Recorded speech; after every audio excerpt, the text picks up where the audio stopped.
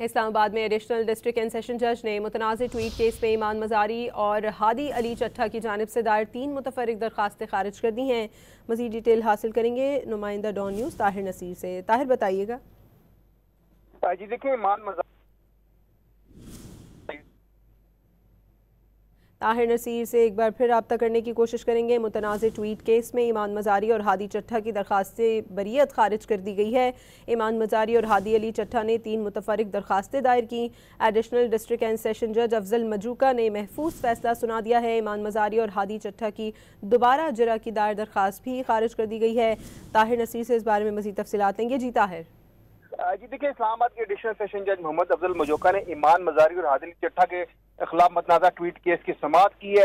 दोनों की जानिब से 3 मुतफर्रिक दरखास्तें दायर की गई थी, जो अदालत ने मुस्तरद कर दी है। अदालत ने 342 के बयानात का वक्त 2 बजे मुकर्रर कर दिया और केस अब अपने आखिरी मराहिल में दाखिल हो चुके हैं। 342 के बयानात तलब कर लिए गए। अदालत ने ईमान मज़ारी और हादी अली चट्ठा का बयान 2 बजे कलमबंद करने का फैसला किया है। 342 के बयान के बाद केस में हतमी दलाइल और फैसला होगा।